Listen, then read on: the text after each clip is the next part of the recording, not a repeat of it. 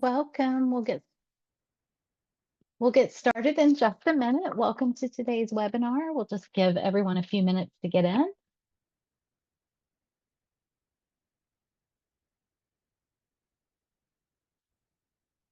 Wow, we have 76, 77. I'm watching you all come in, and we'll get started in just a moment.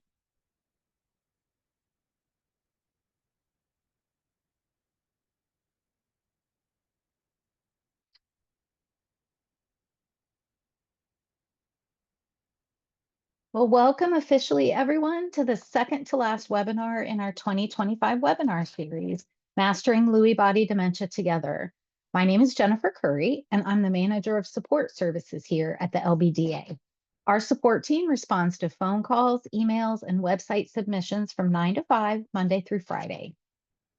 In our webinar series this year, we've been exploring a range of topics to help you better understand Lewy body dementia and its symptoms, strengthen your ability to advocate for services and support, and pick up new tools and techniques to live well with Lewy. Today's webinar is in honor of National Family Caregivers Awareness Month, which is observed every November to recognize and honor the unpaid caregivers who support loved ones with a disability, chronic illness, or other condition. Our mission here at LBDA is to optimize the quality of life for those affected by Lewy body dementia. To do this, we accelerate awareness, advance research for early diagnosis and improved care, and provide comprehensive education and compassionate support. Just a few technical items to review before I bring on our presenter. To launch closed captioning, if you should need that, you can select at the bottom Show Captions button at the bottom of your Zoom toolbar at any time during the presentation. There's also an icon called Resources on that same Zoom toolbar at the bottom that has links as well as downloadable resources to accompany today's session. If you'd like, you can print out the webinar worksheet in the resources to guide you through how to apply today's information. We would like to encourage you, please submit your questions through the presentation using the Q&A icon. At any point, you can use that, and following the presentation, we will address some questions from the audience Q&A pool. My colleague Rose will be dropping links into the chat throughout the presentation. These links will also be in your email inbox a week from today as part of our post-webinar thank you email. We understand caregiving challenges, so if you need to leave early, don't worry. This presentation is being recorded, and an email will be sent to those who registered with the link to view the recording in about a week. When you leave the session today, a brief survey will appear asking you for your feedback about today's presentation. We would greatly appreciate it if you would take a moment to complete that survey to help us inform our content for next year's webinars. Finally, you can keep on learning until our next webinar with our on-demand learning options. Recordings of all of our past webinars can be found on our YouTube channel, LBDA TV. The Lewy Learning Center offers courses on a variety of topics that you can watch, rewatch, and share with friends and family. You can also watch the film Spark about Robin Williams' battle with Lewy body dementia and other video offerings on our Mediflix channel. Please join our social media channels to hear about upcoming LBDA webinars and programs. And of course, visit our website at lbda.org for all of your other LBDA needs. Now, we would like to learn a little bit about who we have with us in the audience here today. My colleague Rose is going to launch a polling question. Please answer on your screen. And basically, this is asking how long you've either been living with Lewy body dementia, so that is for family caregivers, people diagnosed, or if you're a professional, how long have you been advocating for Lewy? So researchers, nonprofit organizations, etc. And I see the answers coming in, and so far it is a vast majority say 0 to 3 years, and a second runner-up is 4 to 8 years. We have just a couple of people on the call who say more than 15 years.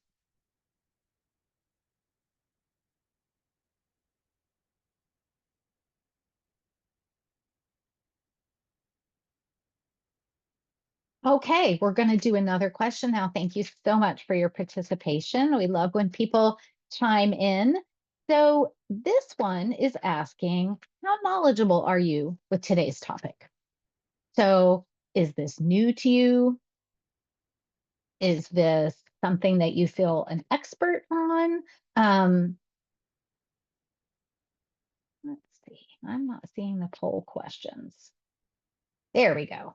There we go. Yes. So so again, the way it indicate whether this topic is brand new to you. Do you know a little bit about it? Do you consider yourself an expert? We've got quite a few people saying no one's claiming to be an expert. So we've got a very humble crowd here today. The majority that we're seeing, again, vast majority is I know a little bit about this webinar topic. You're going to know a lot more by the end of today with our fabulous presenter. But again, still coming in, but a little bit is 68% of you say that you're a little bit familiar with today's webinar topic. So without further ado, let's meet our presenter, Laura Rice-Oeschger.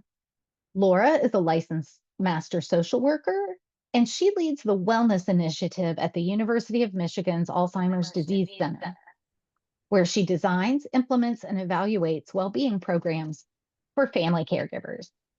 Moved by family experiences with long-term illness and memory loss, Laura has worked in dementia care since 1996.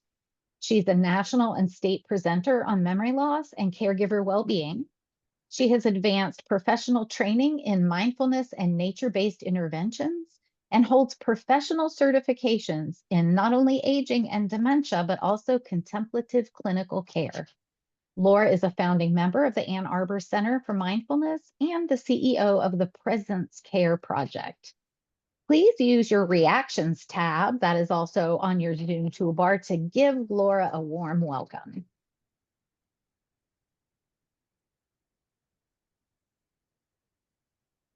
Thank you for all of that love for Laura. Thank you. And thank you, Jennifer. And thank you, Rachel and Rose behind the scenes. How does it look? Can you see the slide? Looks fantastic with lots of little hearts going I'm on, seeing which the makes it heart. even better. I appreciate that very much, everyone. Thank you. All right, so we'll continue. Hi, this is so wonderful to be here. I can't see you, but I really appreciate your attention in advance. And thank you so much for choosing to be here. And thank you also to the Lewy Body Dementia Association for making this possible. So whether you're watching this live or later, certainly something I hope you will do and can do, perhaps even referring to your own notes after this time together, because I have several questions for you, or perhaps one of the practices or the resources I can share that you can recall or revisit. So ultimately, I hope it's at least one of these things, if not especially one thing I absolutely hope you'll do, if nothing else. And that'll make more sense when we get to it later. But I'll start with the heart of things and begin by saying you have everything you need to begin and everything you need to get started, because most of us, if not all of us, right, we're starting again all the time. But we can give ourselves a really hard time about needing to begin again. So hopefully every time with a little bit more information, with more experience and greater skill for living our lives, and like the skills of self-compassion. So this is my intention today, to contribute to your well-being and skillfulness for how you want to feel now and into this next season. So before I continue, I want to invite you briefly to think about your own team. Who contributes to your well-being? And we often will think of, as particularly for those who are care partners out there or who are caregiving professionally, or at this time, perhaps if you don't need a care team, but to consider this, like, who is there for you? Who do you lean on? Who is the one who is, or those who are really listening and paying attention to you in ways that you might not even see for yourself? So just consider a couple people, and you may need to audition a few. And we're going to narrow this down to one, and no need to exclude the beyond human if you have a beloved pet, or little people if you have, grandchildren or special young people in your life. And it also doesn't need to be the most important person in your life right now. So as we narrow this down, and you may wish to even close your eyes, in fact, it's quite helpful to consider an image of this person or this pet or this being. And perhaps even the image of the two of you together. And so here's where we can deepen it a little bit to consider, how this person brings forth an easy smile. It's hard to not smile thinking about them and to wish them goodwill. And you are welcome to change the person. If you're like me and thinking, oh, is this the right one? It's okay. You can include as many as you want, but it's helpful to get clear on the image, but most importantly, the heart connection. And just breathe with this. It's pleasant to think about them. And we'll just invite them to enjoy being here with us in our heart mind, and at any time during the presentation and during our time together as you reflect, just to sit back and think about this connection, or to just have them energetically here for this time. And we'll come back to this.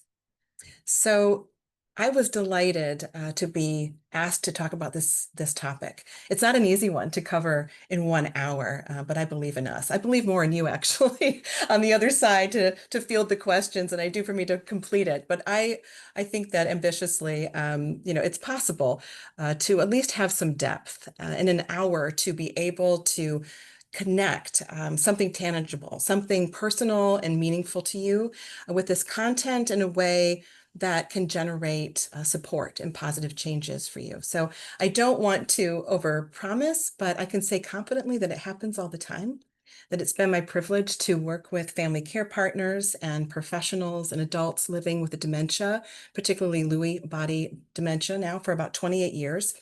And I'm continually encouraged and inspired by what can shift in a really short amount of time. It can start with a sincere question, a quote, another person's story. So this first question for you, consider what have been like these lightning bolt moments for you, even recently, glimmers of contentment and clarity, like how you were moved. It likely nudged something already perched, ready perhaps to let go or to let in. And in this readiness, meeting the interest, meeting the curiosity and openness and the willingness and the cooperation to explore, to experience, and ultimately practice something, right? Nothing just arrives like as a mindset. It's explored, and it's something we practice. And that's one way to become open to making a space for and feeling motivated to take care of ourselves. And there's another way. And I have yet to meet anyone, including myself, in groups where I facilitate, anyone who has grown in care partnering, who has not encountered a time when they felt so resistant, so rigid, perhaps even flooded or furious, lost, feeling unlike themselves, and this sense of feeling broken open, when we break open. And sometimes there's a health crisis that will accompany this. So there can be wisdom, certainly, that arrives from this kind of painful process where it feels like every finger needs to be pulled back from the grip against some kind of change, though it doesn't, come without a cost. And it's not necessary for wisdom and compassion to flourish. Most of us don't want to live this way through every change, but it also happens. And this too is something we can learn to meet compassionately. It's part of being human. It's part of care partnering. And it also impacts our health, or our healths, right? Physically, mentally, emotionally, spiritually, and relationally. And this is where we're going to focus today, is relationally. The most important relationship we have, human to human, is with ourselves. So consider yourself, and then with others. So in the caring with and for others, perhaps you are as a care partner, whether this is a relationship you signed up for or not. So in this slide, looking at our agenda intentions, we're at consenting now. And this is an important part that I have began to include in my presentations through my own care partnering. And I hope this will resonate with you. So here's what I mean, that sometimes our biggest responsibilities in life arrive without consent. So, we're responding perhaps to what is happening as best we can, and sometimes nobly, sometimes wobbly and willingly, as if to say, of course, like, yes, an informal or an intentional, yes, I've got this. Though there are also can be this undercurrent, an uncomfortable, understandably, tension that is difficult. You can feel the shock or the disbelief around, a non-clinical term, which is, I don't want this. And it's in the I don't want this that can feel so badly, right? We can feel so uncomfortable. It can really create discomfort around how we see ourselves and in our relationships. So between willingly and begrudgingly, right? How both can be true at different times. And we live between this tension consciously, unconsciously, preferably consciously, and with awareness. So I'll ask you to consider, an enormous responsibility you may have and your consent around it, just to be curious about it. It could be a diagnosis, a change of some kind that requires or is asking you to change and adapt, where the answers related to how to change can feel elusive at times, or rather confronting.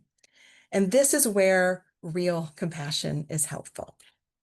And this is how I have arranged my talk today, and hope that this will resonate with you. I'm here today as a clinical social worker, but I'm also here as a daughter and as a friend. And I want to begin with the friend part to recognize Tamara Reel, for whom I have dedicated this talk, and to her husband, Carl Rinney. It will be 8 years now, this coming Sunday, since she died. And though this is not a date that we often want to focus on, her birthday was in August 22nd. It's significant, and it does line up, with the Lewy body efforts and Care Partnering Month. She would be so moved by what is happening now in the field and with the LBDA, and for all of you who chose to attend to be here today, and the expanded programming and support available around the US. So if this is you, and I noticed how many are newer, just to make a reference to the LBDA groups, they have a really helpful part of their website where you just enter in your state and can find a group or groups. In some states, you have many choices, especially now with the expertise available via Zoom. So I hope you will check that out at your fingertips. You can even check it out while you're listening and come back, or later. I hope you will. So back to the people that you love, including hopefully yourself. And I see there's a question here, and I just have to look on my screen because it's not, oh, there was a hand raised. I apologize. It's behind the camera setting on this view. So I hope everyone can hear me and see me okay. So back to Tamara and the real. This is recognizing, enriching, and allowing a life in the midst of uncertainty and stress. So named after her, she actually had a business. It was a marketing business called Get Real. And she died of ALS after caregiving for many years for her husband, Carl. And it was quite a love story, how one person for the love of another created such positive change. And before she died, she wanted to create pathways for family caregivers and spearheaded the Lewy Body Dementia Initiative at the University of Michigan, where I'm located. And she taught us a lot about living, and also a lot about living in her dying, what really matters in the end. And so the way we care for ourselves and one another. And so Get Real is a nod to her legacy. And taking a phrase from the mindfulness meditation world, wholehearted, unrestricted cooperation with the unavoidable. So I'm also here as a daughter, as I mentioned. My mother does not have Lewy body dementia, but I needed to move her this year out of her home and into long-term care and assisted living. And I have one brother who's a physician and a dear friend who lives near me. We all live in Ann Arbor. And I wanted to mention this because even with all of our expertise and all of our closeness and experience, we were wrecked. We were capsized more than once. And recently, in the past 2 weeks, she was hospitalized for the second time, this time for 5 days. And as you know, most hospitalizations are not planned. And so I share this because it's not unique. Just to normalize it, it's to speak to how having the experience and the training will not control, unfortunately, for the uncertainty. But it is significantly helped by what one can do with the uncertainty. So during an experience, but also in the repair after and in recovery with self-compassion. So it's been in my experience working with individuals and care partners in LBD, how much they've gone through, how much you may have gone through due to misdiagnosis, to the ups and downs of symptoms, your own and a partner's or a parent's, the inconsistencies from day to day, medication challenges and scares, reactions, falls, hospitalizations, and on. So this is a pause here too, to invite you to take a moment, to take a breath, to consider again your allies, whether this is in, your friendship world, your easy smiles and loves, that at any moment we can just practice and stop. One of mine is my grandmother. She's on this slide, Ileana. She was diagnosed with vascular dementia and Alzheimer's disease. That's my mom in the middle, and my grandmother's namesake, my oldest daughter, Ileana. And wanted to just share this, right? At any time, we are preparing for care partnering in some way. But where do we get this training? Right? Even with all the knowledge, I can share that my life has been profoundly changed and the way that I work and practice because of my years recently in being a primary care partner.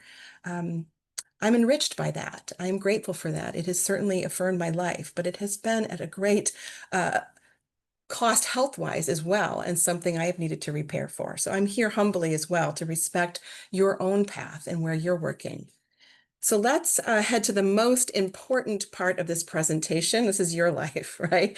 So your context right now, this time together will have zero traction or depth or real interest to you if it's not about you. So permission to be completely self-absorbed right now, completely self-focused, and hopefully bathed in self-compassion soon.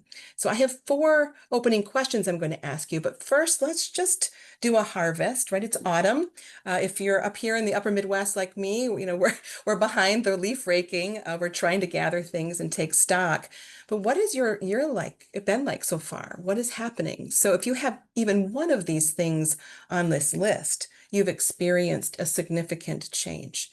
But let's look through this, and you may want to just make a note here. Is this you?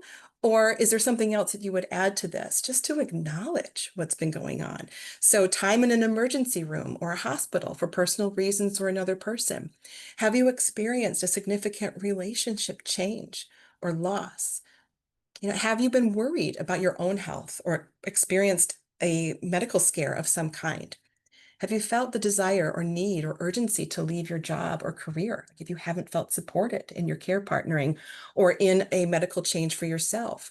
Have you felt like just leaving in general? Those of us who, joke, but are also thinking, where would I want to go if I could just, shut it out and run away today? Have you managed a crisis, your own or someone else's? Could be someone's neglect, whether that was intentional or not. And also the way that you are serving others while serving your family. If you are sandwiched in some way, this is significant. So we can't really talk about self-compassion without being real. So take another moment here to just check in. How are you arriving today? What really interested you in being here? I wish we could talk more one-on-one, but I'll do my best to really get in here so that when you look back at your notes, and it will change as well. I encourage you to come back and look at this in a month from now. But here's the question for you, and hopefully you've got a piece of paper nearby, and I'll ask you in the near future here to have another piece of paper that you can have. I mean, 8 by 11 is great, but anything you've got will do, even the notes page on your smartphone. Okay, so here's the first question. One reason you're here today. Maybe not the most obvious one, but one reason privately for you that has motivated you to be here.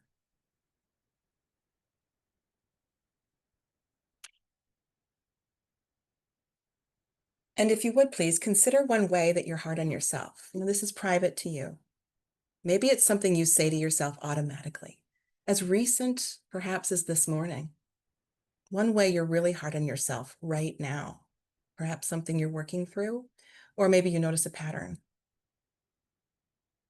Just to name it, you're not alone. All of us have something to put here, many things, but just select at least one, please.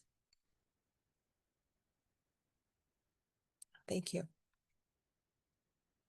And now one quality you hope to strengthen. Maybe it's something that you wish you had more of right now, even if it doesn't feel completely attainable. Um, Something you want to embody or employ that could be, inspirational. When you imagine the Thanksgiving holiday coming up or the rest of the year, or even imagining your future self, day one, January 1st, 2026, and just looking back, what would you have wanted to say about, the past 8 weeks? One quality. All right. Thank you for doing that. I have more questions for you. So we're creating a little bit of a map here. This is about you and hopefully can be resourceful as we get into this content. I have 5 more questions and you can come back to these. So I'm going to move through them a little faster clip than I normally would. But this is something you can return to. And it's really 10. There are 5 questions with follow-up. So are you ready? Ready or not? Self check-in. The first. Now, I mean this literally. How many doors, how many doorways have you been through today? And this will make sense later. Just think about it too, perhaps in the kind of rooms you've been through, literally or perhaps metaphorically. Some of you haven't left the house. Some of you don't need to. So maybe someone in a group this size is still in bed. Kudos to you if you're just able to grab the laptop and sit, or maybe it's a day where you've just needed to do that and you can. So how many doorways have you been through today? Just ballpark it. Okay, so here is where we're referring back to that quality, 1 to 3 qualities that you hope to embody this season, to just identify one obstacle to this intention. This way we're creating kind of a pathway for ourselves and knowing not what we think might be the obstacle, but what we really feel, yeah, that's going to get in the way, whether that's ourselves or something external to ourselves, out of our control, perhaps. If you would, please write that down. And here's the third question. Where do you notice the most self-criticism? So we have this thing we asked about before, or I asked about before, but well, I'm saying we, because all of us do, that we do automatically, something when we're hard on ourselves. When do you notice it coming up? Anything you want to make a note about there? And then beyond yourself, whose opinion, whose real feedback do you value most in your life? It could be the same person you thought of, when you were, it could be your cat, right? Or someone really beloved, someone who's on your wisdom council. But one person whose opinion, really can give you honest feedback. Thank you for considering these questions. And now on your best day, what is your favorite symptom of well-being?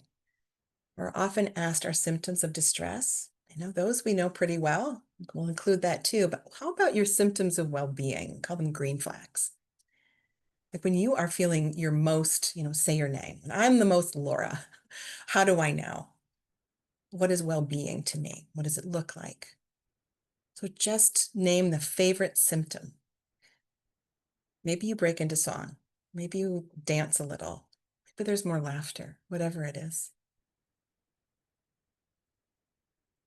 And on the hardest day, or the worst day, right? Harder to look at and want to revisit, but it's there. What part needs the most care? On your hardest day, what part of you needs the most care? And just tracing your mind back perhaps to the 3 hardest days in recent history. What did you need? And lastly, one symptom of stress that you recognize impacts your overall health, that there's something happening here that you notice needs more attention and care. And then a nod back to the previous question about the symptoms of well-being. Something in well-being that impacts your overall health, right? Like it just vibrates through your life, changes a whole day. It can actually impact your perspective on what you see in the moment you're in it. It's fascinating. Okay, so this is a bit of a map of you right now. And thank you for making these notes and going through this. So back to the agenda. We just went through the introduction, consenting, brief history, the polls, the self-check-in, and now something where we can arrive closer to a definition in a way of self-compassion. And of course, we're not talking about the definition, but more the meaning to you and what this can be as a connecting point for us, at least together at this time. My favorite comes from Dr. Rick Hansen. And rather than reading the whole thing to you, you can come back. Let's just sort of zoom in on these descriptive words: tender, kind, supportive, shared, warm, encouraging, comforting. And this last sentence: taking fierce action to protect your well-being. It's pretty stellar. So what else would you include based on what you have written down or know about yourself? There's one thing missing from this definition, and Rick Hansen includes this in a lot of his work. And it's really essential to the work that I do and others in this field, because it really is humming underneath all the time. And this is grieving. And so this beautiful statement is missing the grieving piece. And how to zero in on this, something Dr. Kenneth Doka says, he's in the hospice world. He says the process of adapting to unwanted change. That's at the heart of grieving, the process of adapting to unwanted change. So thinking about how that may be familiar with some of the things you are working through while you're here today. So the reason this is so essential in any work, practice, or inclusion around self-compassion is because grief underlies the entire care partnering experience. We have groups dedicated to this in Michigan and hope that more and more emerge. We have one called Living Grief. This includes everybody who is living with a diagnosis as a care partner. And we have one called Happy Enough Hour, right? We need places, safe places to talk about this very specific kind of grieving that accompanies a diagnosis like Lewy body dementia or care partnering for professionals and family caregivers alike. Where do you go to practice grieving? What is your daily grieving practice? Where do you have spaces set up to honor this as a part of your own care? So Dr. Kristen Neff and also Christopher Germer, there's others in the field, really looking at the research around self-compassion.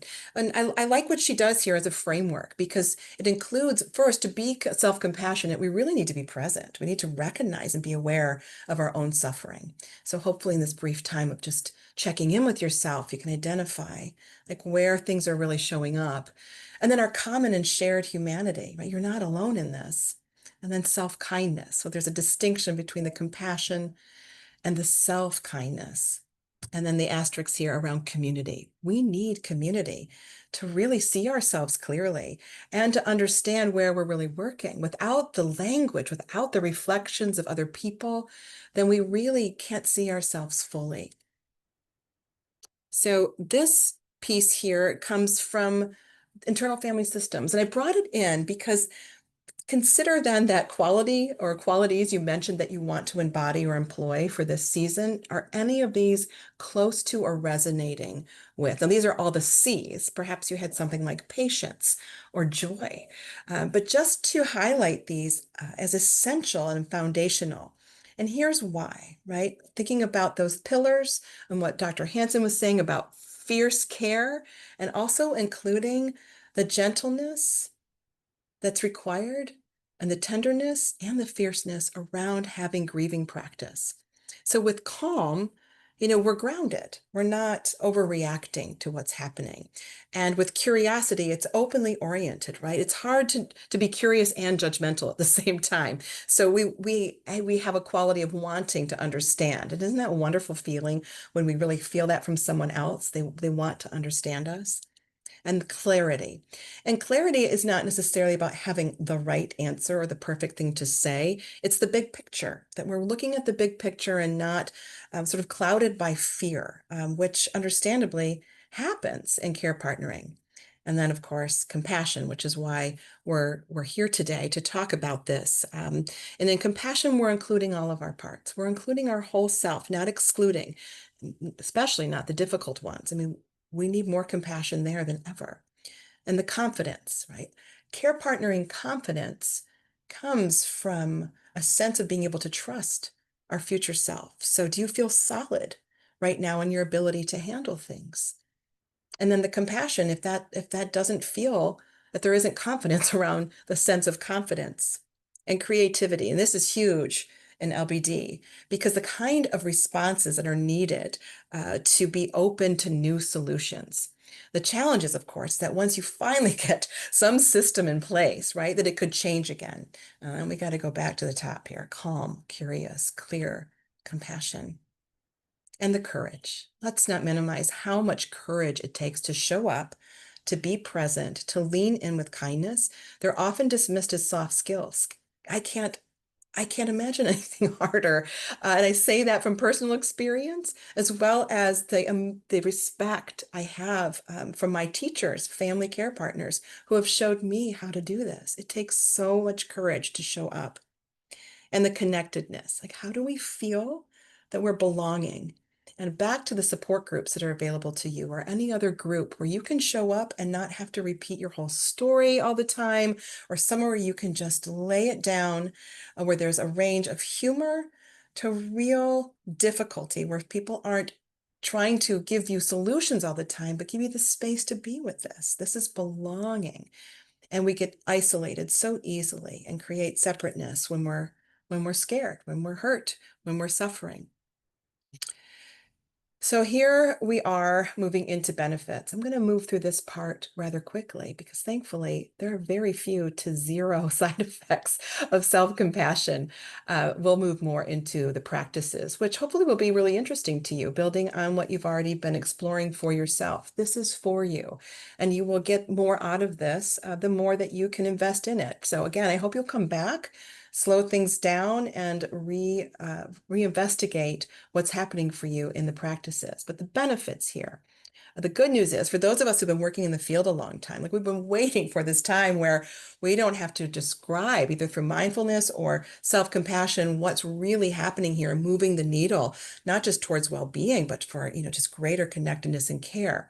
So these are just two studies from the last year, this year, around science meeting what makes sense. So is this something that resonates with you, right? Anything that you might wish to have for yourself, a lower level of caregiver stress, a reduced sense of guilt and shame or the capacity to meet it, greater positivity towards behaviors and the people in our care, towards ourselves, to experience a decrease in the burden, right? Our capacity to meet the stress and uncertainty, and then an increase in self-compassion.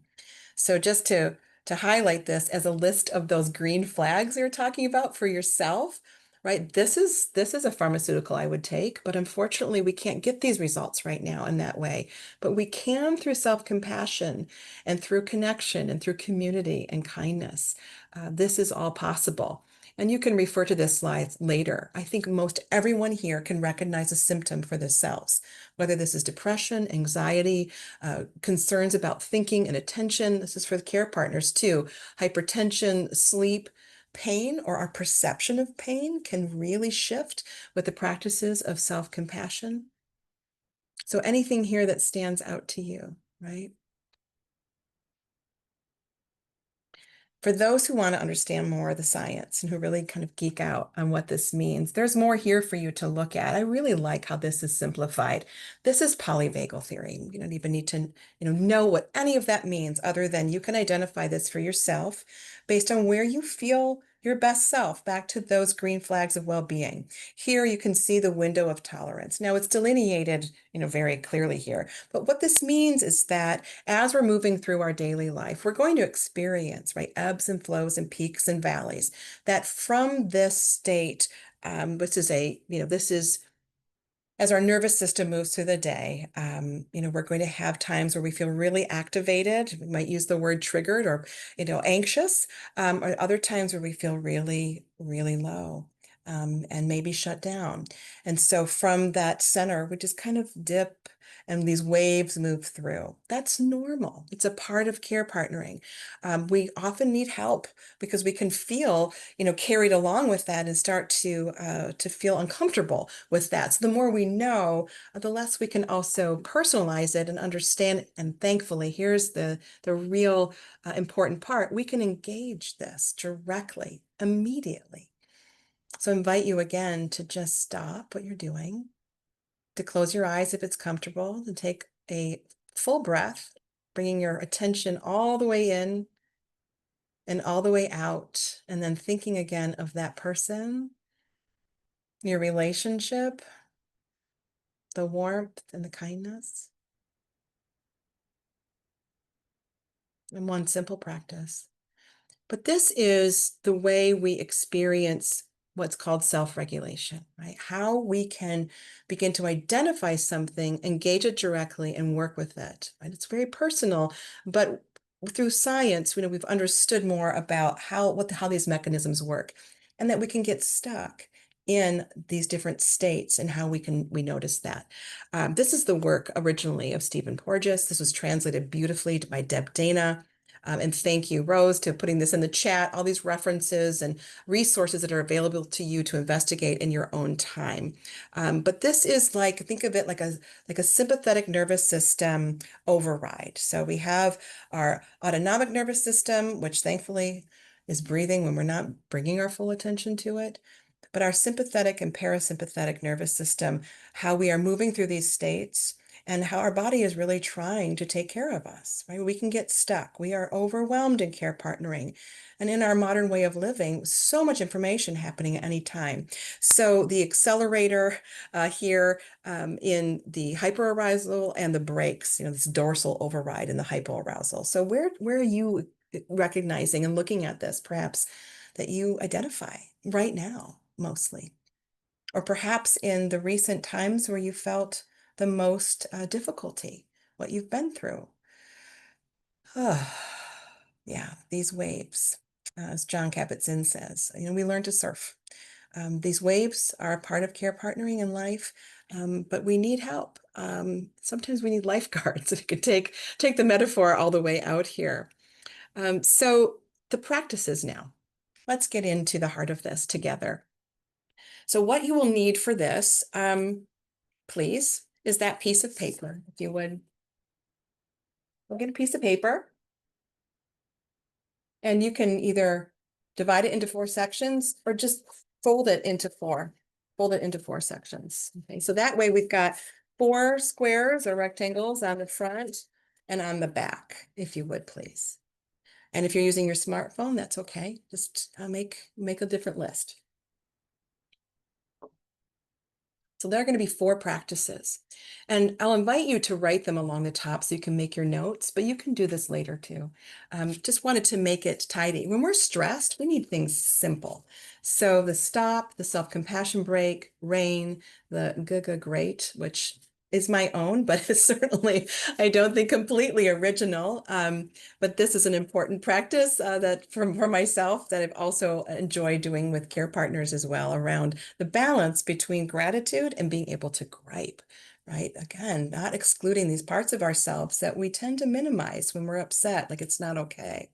So let's begin with stop. You can write this down. Then the self-compassion break, rain, and the great. You can even put oh, great. So stop practice is foundational, and it's so simple. But it is quite profound, actually. And you will have the handout that has this. You can print it out and put it up around your home or office. I move mine around a lot because we tend to then ignore what's familiar. So the stop practice can be best shared with all of you today from someone that I admire greatly, that I've known for about 10 years. And this is Glenn.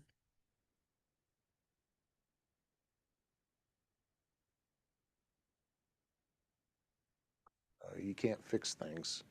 You have to accept.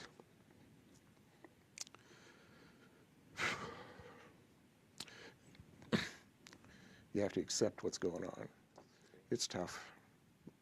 I always have a tendency to fall back on some of those old habits, but then I kind of stop and take a look at myself and say, okay, we can do it a different way. That was one of the things that in one of the training classes that we went through, the mindfulness training class, they had the concept of stop, S-T-O-P. Stop, take a breath, observe, and then proceed. So that one really struck home because that helped me stop the overreaction that I was trying to do and let me just walk away from something that was bothering me, even if it was just to walk into a different room and take a minute. Then I could come back and help her.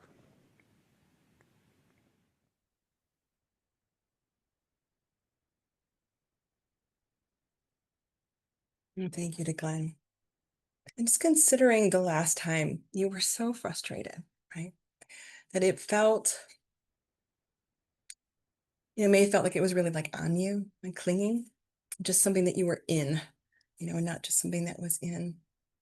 It's so hard, particularly when we feel like what will drop if we set it, if we set it down. What will happen if we stop or even if we pause? But it's quite useful because it brings us back into awareness, and we need to be aware for self-compassion to show up. So this is why it's foundational: to stop, to take a breath.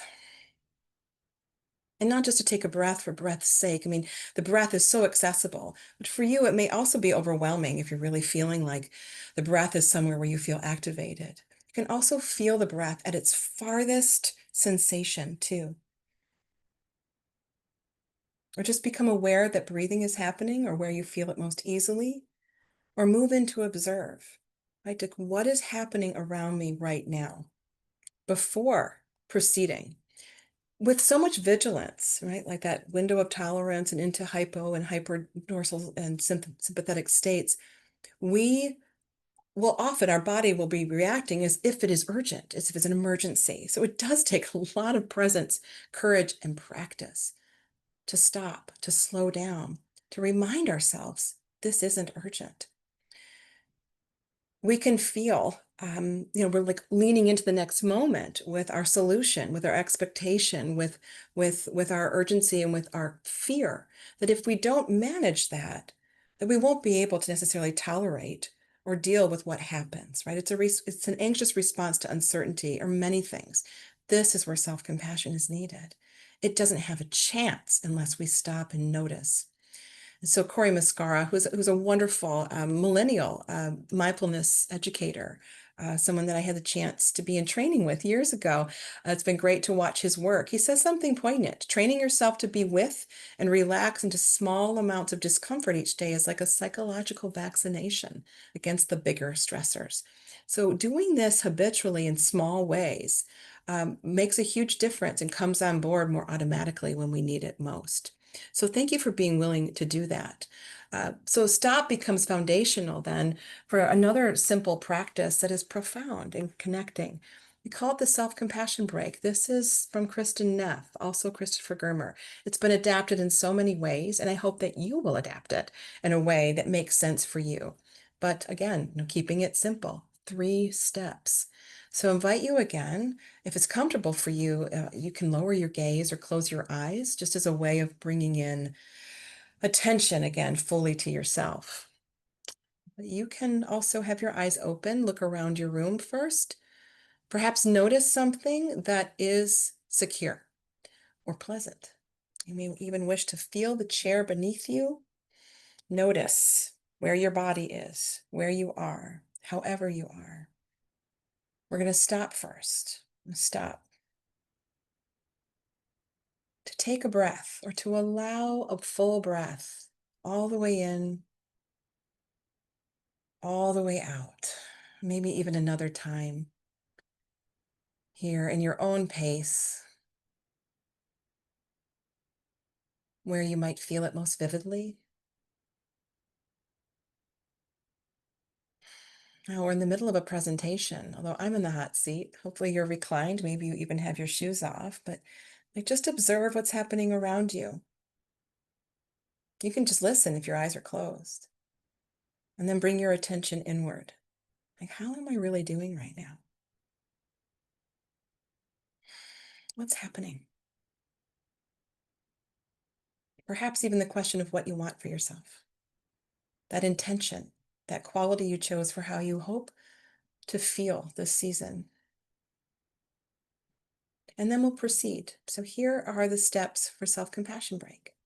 You can recognize this is a moment of, now this is a practice, so you may not have suffering in this moment or frustration or difficulty. This is a moment of perhaps listening or leaning in or being willing to consider how to meet difficulty and taking a breath. And then we move beyond just our own experience. This can be very helpful.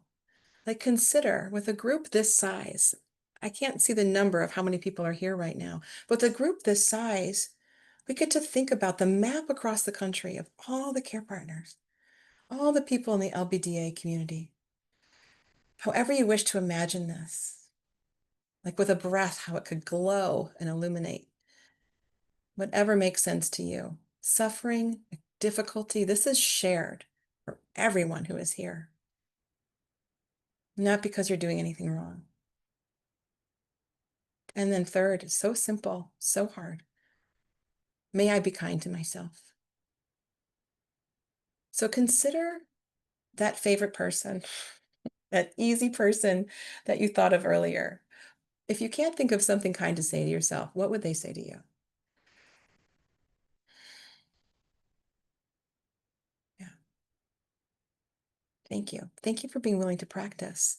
And in a retreat setting, in a program, we would really, really stretch this out, get quite familiar with it.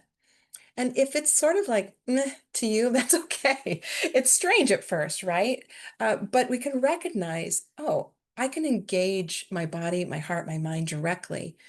And this all has the purpose of being able to see what's actually happening rather than responding to what isn't.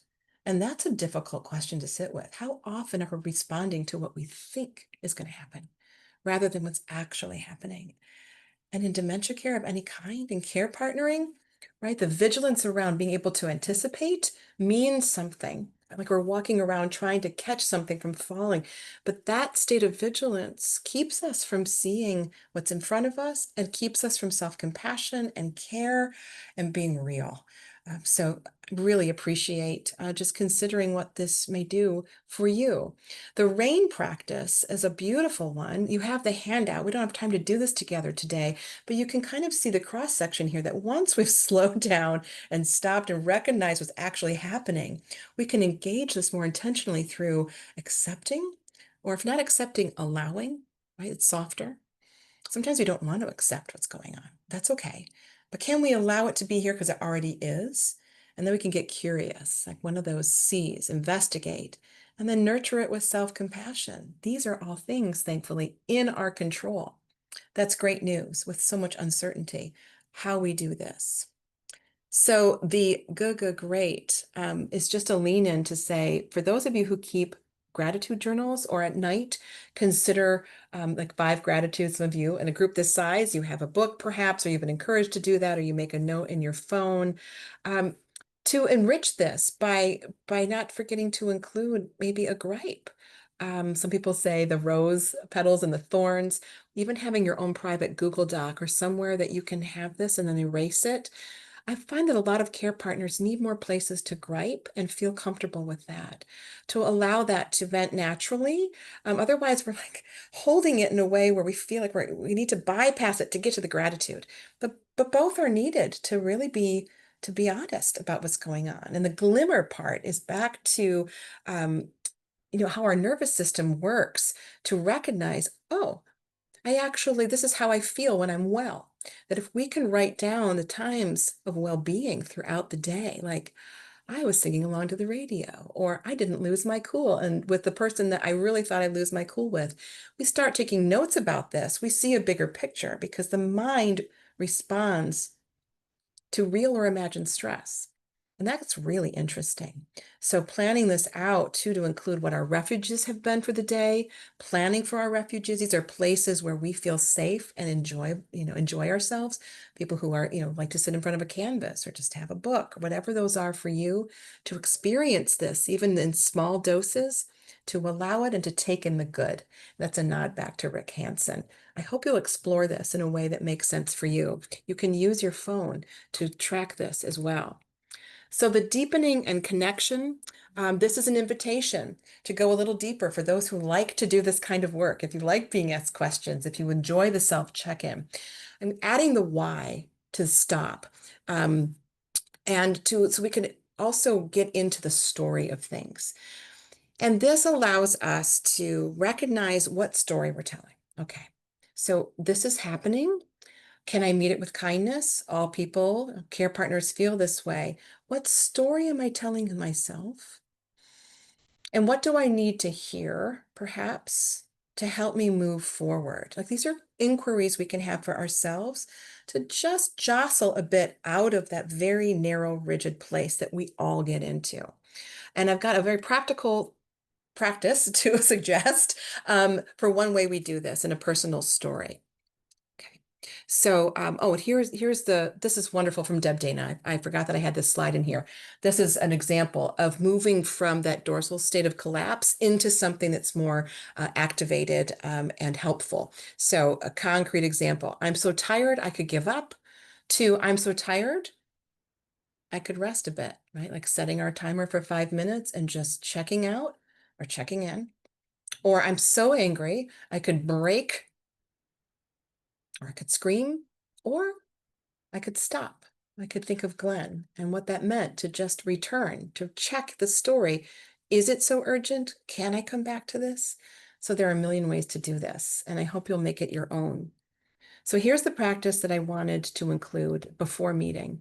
When I've been care partnering for my mom and before I moved her, I was using these practices, but they were showing up in unexpected places. For me, it was in my car and before going into her home. And so it was really putting my head on the steering wheel, breathing and doing stop, like just to feel that coolness against my body and, something to hold on to. By the way, the car is a great place to scream.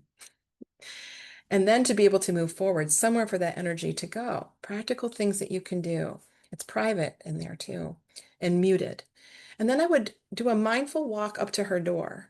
And before I would go in the doorway, I would lean on, there was a glass screen door, or not screen, but glass door before the storm door.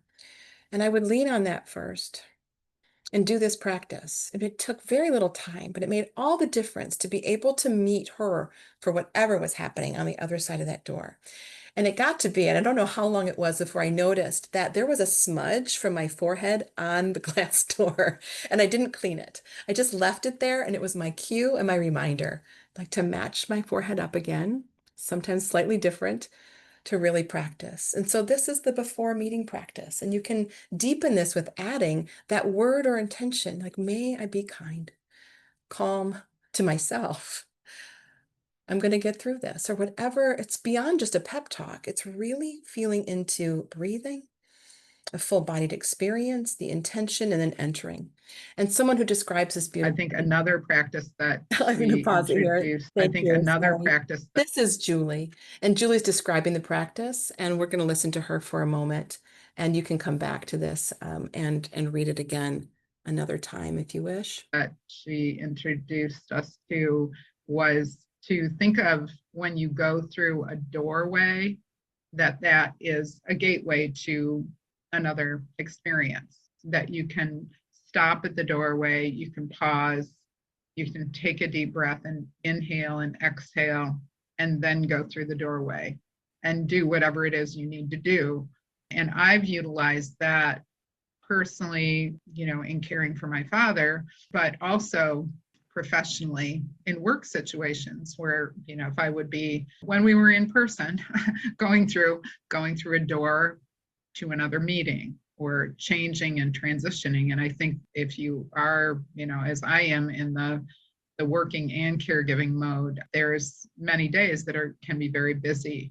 And I think just the practice of just being able to pause and to know, oh, okay, I'm going on to another thing, whether it's direct patient care or it's in the healthcare arena, or it could be in a business meeting, or even in a family conversation that you might be having that might be difficult or might be really exciting, but we need to really take pause and have that opportunity to really reflect. And sometimes we just have a few seconds to do that, but that's.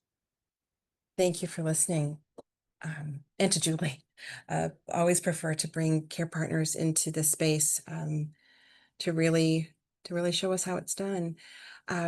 The doorway practice. So that's why I asked you how many doorways you've been through, right? We do so much that we're unaware of. And it may be, not the doorway. It may be every time you have the impulse to open your phone or need to, or every time you sit down or leave a room or re-enter a room. It's not about doing more, right? None of you need more to do, but can we allow more space for these practices that partner with what we're already doing? So a nod to care partnering and connection when we're meeting another person. We can deepen this through the doorway by being clear again about our intention, connecting with this as we enter the room, and then asking permission, which goes a long way for someone in our world who perhaps has lost a lot of their choices. It means a lot, dignity to dignity, to say, may I sit with you? May I come in? Right? Even when we're familiar and we've been living together for 40 years, but to ask offers another person to say yes. And in this way, we get to practice for ourselves over and over again, these small acts of kindness and recognition, slowing us down, slowing us both down, because as care partners, we're also lending our nervous system, right, to have resonance with another. And so this does impact the need for behavior, including our own. So we can recognize the needs in the room, but how can we really recognize what's needed in the room if we're not really, really in touch with what we need in the moment? So one of my favorite authors, Madeleine L'Engle, she says, because you're not what I would have you to be, I blind myself to who in truth you are.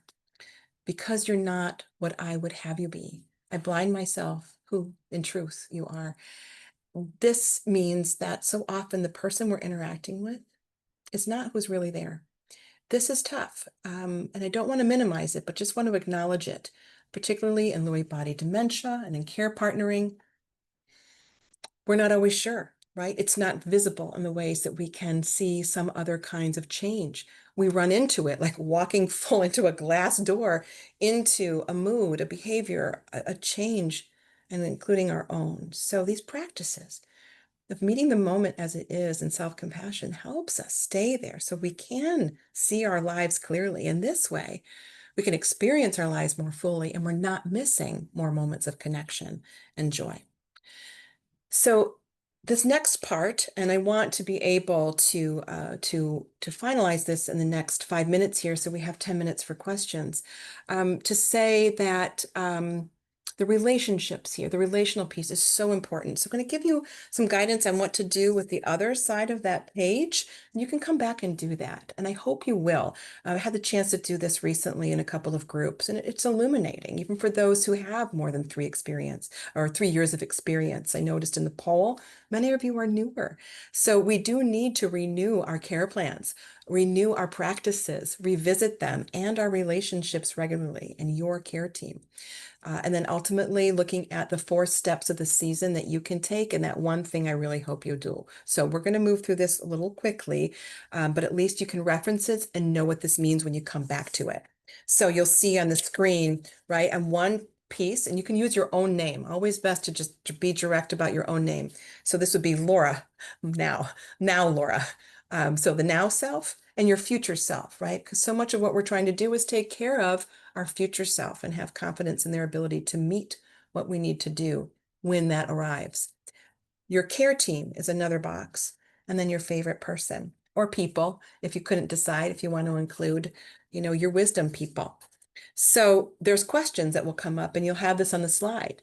Something you need in the spirit of Thanksgiving to feel well right now, like something that you need to feel well. For your future self, something that your future self needs for you to be well, like giving to him or her or to them. Your care team, something your care team needs to help you, help yourself, to help you be well. Something that they can do for you, but also like understanding what they might need. To be practical, this may be time for a website that brings people together, to identify a spokesperson, to co-host something where people can visit and begin to do things with and for you that you don't have to send individual texts and emails, right? Your energy, protect your energy, but maximize your team. Your favorite person, right? We can revisit, what would they say about this? Who do I trust? What would they affirm? That we can give ourselves permission the same way our best favorite people would for ourselves, and that we would do for them. But isn't it hard? Because we aren't as kind to ourselves. So this gives some perspective to the plan. So, come back here. So moving forward, 4 steps for the season. You've got these here. This complements the sheet that you've been creating. Concrete things you need, things your future self will need. Identifying what someone else can do for you in the smallest ways, like, not just raking leaves, but maybe joining you for a hard task. So you have that parallel companionship. It may be time to broaden your care team and your partners. And asking someone to help you investigate that, or seeking wisdom from the people whose opinion you really trust. And 4 qualities that you adore about your favorite person, how you feel in their presence. This mirrors something in what we need. So that's a compassion practice, a self-compassion practice. And here's the one thing I hope you'll do. Okay. And this can be with levity, like we need some humor in it too. And I'll tell you about mine. I hope that you name the part of you that is the hardest on you. And this can be something about you that is difficult, the reactive part, or just really, not emotional. The one who says, oh, that was wrong.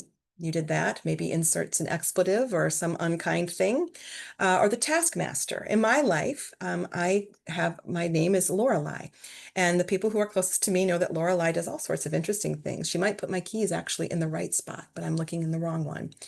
She makes sure things get done, and because I might be moving too fast, I forget that I already did them, and then it's like, oh, Lorelei. And other times she's pretty brutal. But this way I can engage that part of myself. It's one little hack that works to kind of not get caught in the story of I am ... like I am a terrible person, or I am impatient, or I am rude or mean to my partner, but more this part of me is exhausted or frustrated or really moving into tasks. So name that part of you, acknowledge what they pointed out, but not as the truth, just what is happening. Like, thank you, that's not true, but that was interesting. So the kind of way that if we were engaging someone rude at a store, we would say, oh, thank you for that, and just move along. So we're creating some distance between ourselves and the behavior. It can be very helpful and playful. And finally, we escort them out of our head and heart. They take up so much real estate that we're not aware that we give them. Thank you, and you are no longer needed here at this time, because they will come back. And then we can choose a self-compassion practice. That's a great entry point. It's another doorway. It just happens to be in our own awareness. So I hope that is helpful to you. And as you return, there are 3 more slides that I put here for you to come back to later. More self-check-in questions, something about your compassionate self-care plan, And then ultimately here, something that Olivia Hoblitzel has shared. She wrote the book 10,000 Joys, 10,000 Sorrows. It's beautiful about care partnering. And each chapter has great questions. And she says, remember that caregiving is as hard as anything you've ever done. The most valuable response is your steady, calm, and caring presence. So we'll end there. Thank you. I have more to say, and if there's time, I'll say it, but let's leave room for your questions. And I wonder here if I should stop sharing so I can see. Is that correct? Hi. Now I can see myself. It's been strange. Thank you, Jennifer. Hi, everyone. Hi. Oh, thank you for such an engaging presentation with such helpful tools for all of us to use. So really, thank you. I'll ask all of our participants again if you want to use your reactions buttons in the Zoom to thank Laura or to give her some love, like she got in the beginning. That would be great. Yeah, look at all that, Laura. And to answer your question, we have 145 people still with us on this webinar. So your message did get out to a lot of people. I would just like to start before questions to say that there was so much of value in your presentation, but I think my favorite part was about the smudge. I really loved that you left that smudge on there as a physical reminder to yourself that you saw every time you went that door. That was really valuable. Well, we have a couple of questions, and I'm also going to throw in some things that we hear during our support groups that we run, not only for caregivers, but for actually the individuals who are diagnosed. Can you talk a little bit more about the 3Gs? I know you mentioned it, but a couple people asked. I thought that was really cool. Yeah, it's about telling the full story, right? Because a lot of us, and many of us here, I'm not sure we didn't ask about people who are identifying as women or socialized as women. Think about what it means in our family of origin or in our lives now to complain, right? Some of us got a lot of space in our lives to complain, and that's terrific. I admire that. I had to learn that it was okay to complain. So the gratitude piece is something that some people need to practice because they're often focusing on what's going wrong, right? That's a maxim, right? Is it Miller's maxim? The mind is a mismatch detector. We often see what is wrong over what is right. A client had taught me that, and who had LBD actually. And when Ken shared this, it was a check-in. It was, how is this meaningful? Well, depending on how we're doing emotionally, mentally, physically, we can notice our states of mind. We may lean more towards gratitude, like just being able to savor, or we've just been through something. Like after my mom was settled back in assisted living, I had so much gratitude. She was no longer going home to, arranging all the different care partners. And, it was the time for her to move. She needed more support. So I can move into gratitude. But I also recognized there were things that happened that were out of her control and my control that I needed to complain about. That there were beautiful things, gratitude for the care staff, for the medical community, for all the conveniences. And it didn't feel like it was okay to gripe. But those gripes, if I ignore them, and maybe not just this one time, but if I consistently ignore them, they're there. They can begin to be seeds of resentment. So what we're doing is we're getting underneath them and saying, okay, this is true too, but where do I want to give my attention? And some of us really need to go off. And that can be helpful rather than unconsciously or reactively doing that by moving that into another human relationship or to ourselves without really addressing it. So the gripe list becomes meaningful alongside the gratitude list. The glimmer is more the integrated experience of, I know I'm well, like glimmer experiences, like I went swimming today, or I got to do this, and getting into the details that touches on the gratitude. They're often aligned with gratitude, but also recognizes those symptoms of well-being.